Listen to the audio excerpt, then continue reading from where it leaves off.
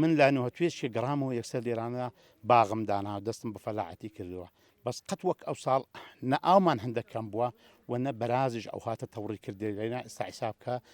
نایەتە ژمارە یعنی بەگاڕان من دیتیتم پێم نەژمرایە کە ڕۆیشتینە زۆر زۆرە شەوانە ئەگەر ئەمە ناوێرم لێرە چۆلکەم شەوانە دەبی کارەبام هەبی دەبی لێرەش بم نەخۆشەوێکە بێن هەرچی نایەک و هەر زراعەتەکی خۆ لێ بدەن ئەو زراعەتە هەموو سفرە بیتەوە ئەوسا زەرەر و زیانی چەندیان لێدایانی چیان والله زۆر ئەو شینایە ئەو لای خیار و میاری خۆی لێدا هەموو بەو شەرتەی تقریبا بڵێم لە ماوەی نووس هاتی لێ غافڵ بووم یەکسەر هات خۆی لێدا بەتایبەتی چ کاتە چیش دێت والله دێ لە دوای 11 شەوێ 12 شەوێ بەرە بەیان دێ وەک بڵێ هەست ڕائەگری کە هەست نێ ئەو یەکسەر دێ خۆی لێدا کەزانی هەستە کات نایە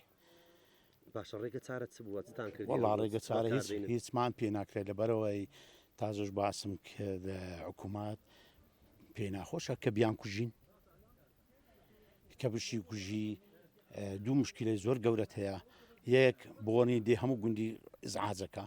دومیان دەبی بنگڵی کەی بنگلیشی دەبی چاڵەشی دەقۆ دەمەستی لێ بدەیت یان بچی ئێستا خەڵکی مێستا فێر بووە هەر شتێک دەکات و کامێرەکەی دینی و ڕسممەشیەگری کە ڕسمشتگیرە ئەو تووشی ئیزراعەتەبی لەلایەنی